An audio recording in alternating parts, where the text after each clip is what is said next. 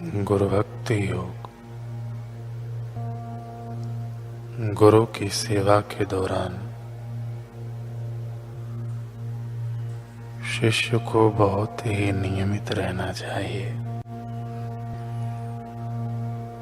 गुरु के दिव्य कार्य हेतु शिष्य को मन,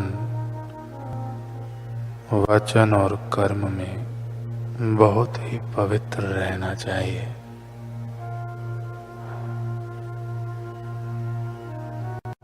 अपने हृदय रूपी उद्यान में निष्ठा, सादगी, शांति, सहानुभूति, आत्म संयम और आत्म त्याग जैसे पुष्प सुविकसित करो और वे पुष्प अपने गुरु को अर्घ के रूप में अर्पण करो।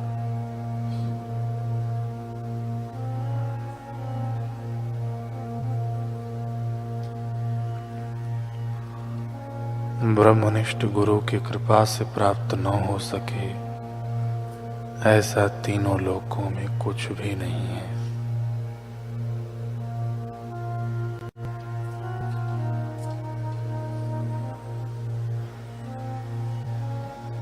गुरु भक्ति योग दिव्य सुख के द्वार खोलने के लिए गुरु चाबी है। गुरु भक्ति योग के अभ्यास से सर्वोच्च शांति का राजमार्ग का प्रारंभ होता है। सद्गुरु के पवित्र चरणों में आत्मसमर्पण करना ही गुरु भक्ति योग की नींव है।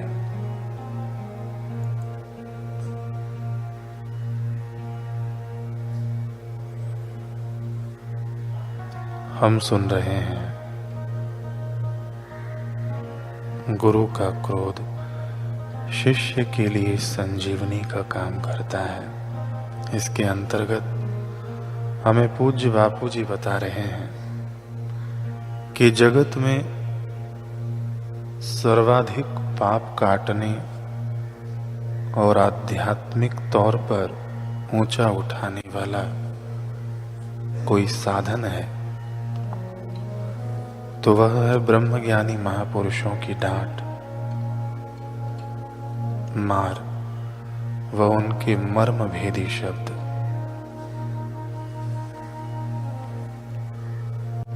शिष्यों के विशेष पापों की सफाई के लिए अथवा सद्गुरु द्वारा उन्हें ऊंचा उठाने के लिए दी जाने वाली डांट मार के पीछे शिष्य की गलती तो निमित्त मात्र होती है, मूल कारण तो सर्वत्र व्याप्त गुरु तत्व द्वारा बनाया गया माहौल होता है।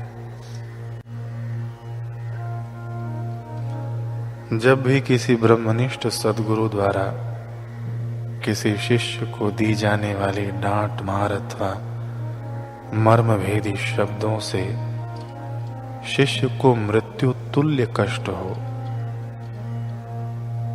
और सद्गुरु का सानिध्य छोड़कर घर भाग जाने के विचार आए तो उसे भागना नहीं चाहिए, लेकिन समझना चाहिए कि इस मनस्ताप से अपने कई जन्मों के पाप भस्म हो रहे हैं। सच्चे सद्गुरु तो तुम्हारे स्वरचित सपनों की धज्जियां उड़ा देंगे,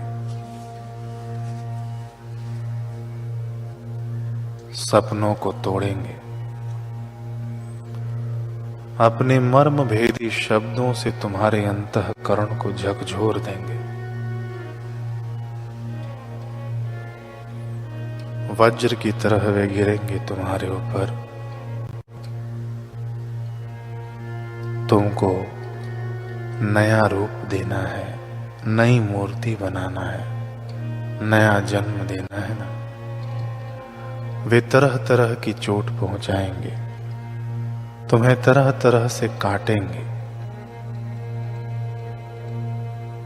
तभी तो तुम पूजनीय मूर्ति बनोगे। अन्यथा तो नीरे पत्थर रह जाओगे।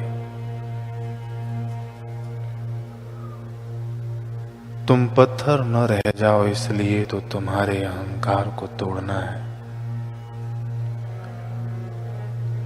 भ्रांतियों के जाल को काटना है। तुम्हें नए जन्म के लिए 9 माह का गर्भवास और प्रसव पीड़ा तो सहनी पड़ेगी ना। बीज से वृक्ष बनने के लिए बीज के पिछले रूप को तो सड़ना गलना पड़ेगा ना।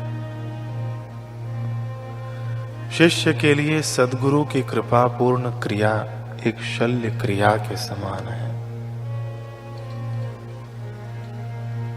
सद्गुरु के चरणों में रहना है तो एक बात मत भूलना कि चोट लगेगी।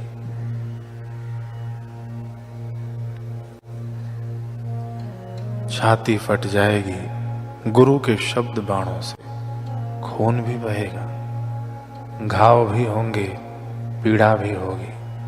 उस पीड़ा से लाखों जन्मों की पीड़ा मिटती है।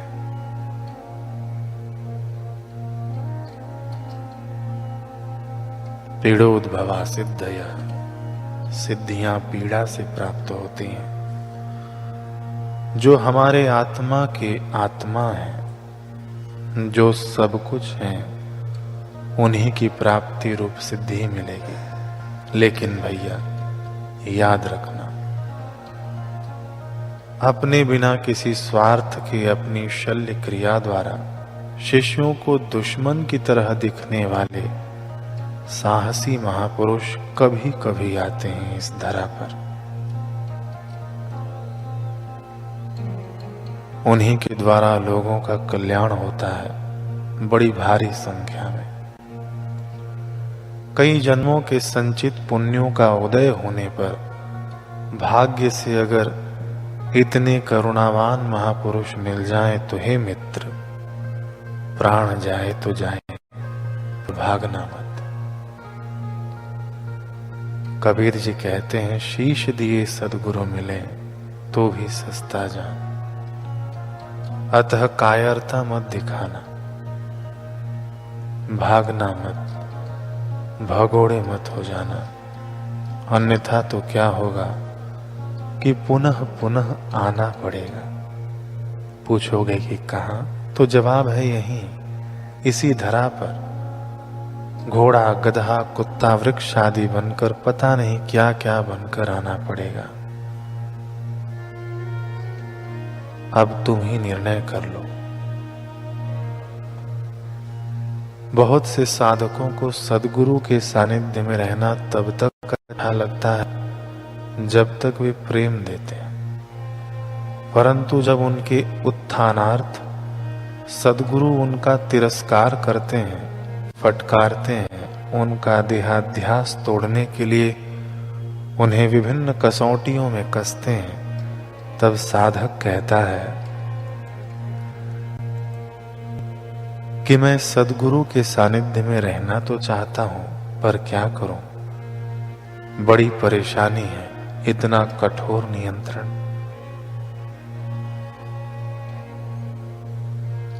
भैया घबरा मत, एक तेरे लिए सद्गुरु अपने नियम नहीं बदलेंगे, उन्हें लाखों का कल्याण करना है। उनकी लड़ाई तेरे से नहीं है, तेरी मलिन कल्पनाओं से। तेरे मन को, तेरे अहंकार को मिटाना है, तेरे मन के ऊपर गाज गिराना है, तभी तो ब्रह्म स्वरूप में जगेगा। तेरे अहम का अस्तित्व मिटेगा, तभी तो तेरा कल्याण होगा। अभी तो मन तुझे दगा दे रहा है। मन के द्वारा मांगी जाने वाली यह स्वतंत्रता वास्तविक स्वतंत्रता नहीं है, अपितु स्वेच्छाचार है। सच्ची स्वतंत्रता तो आत्मज्ञान में है। आत्मज्ञान के रास्ते जल्दी आगे बढ़ने के लिए ही सद्गुरु साधक को कंचन की तरह तपाना शुरू करते हैं। परंतु साधक में यदि विवेक जागृत न हो तो उसका मन उसे ऐसे खड्डे में पटकता है कि जहां से उठने में उसे वर्षों नहीं जन्मों लग जाते हैं। फिर तो वह घर का रहा न घाट का, ज्यों धोबी का श्वान। याद रखो, जब भी तुम्हें सद्गुरु की गढ़ाई का सामना करना पड़े, अपनी दिनचर्या को झांक लो, अपनी गलतियों को निहार लो। निश्चित ही तुमसे कोई गलती हुई है, कोई पाप हुआ है, आगे पीछे अथवा कोई पकड़ हो गई है। अभी की गलती तो निमित्त मात्र होती है। सद्गुरु तो तुम्हें एक एक पाप की सफाई करके तुम्हें आगे बढ़ाना चाहते हैं। सबके भाग्य में नहीं होती सद्गुरु की गढ़ाई। तुम भाग्यशाली हो कि सद्गुरु ने तुम्हें गढ़ने के योग्य समझा है। तुम अपनी सहन शक्ति का परिचय देते हुए उन्हें सहयोग दो और जरा सोचो कि तुमसे उन्हें कुछ पाना नहीं है, उनका किसी प्रकार का स्वार्थ नहीं है, केवल एवं केवल तुम्हारे कल्याण के लिए ही वे अपना ब्रह्म भाव छोड़कर ऐसा क्रोधपूर्ण विभत्स स्वरूप धारण करते हैं। अरे रो ले एकांत में बैठकर रो ले भैया। इतना जानकर भी सद्गुरु के प्रति तुम्हारे अंतःकरण में द्वेष उत्पन्न हो रहा है तो फट नहीं जाती छाती तेरी। वैसे ऑपरेशन के समय सद्गुरु इतनी माया फैला कर रखते हैं कि गढ़ाई से उत्पन्न विचारों का पोषण करने की शिष्य की औकात नहीं होती। अंतर हाथ सहारी दे, बाहर मारे चोट, फिर भी चित्त सद्गुरु का अपमान करता है, अहंकारवश ज्यादा हट करता है तो सद्गुरु से दूर हो सकता है। अतः हे साधक सावधान, दुर्जन की करुणा बुरी, भलो साईं को त्रास, सूरज जब गर्मी करे तब बरसन की आस।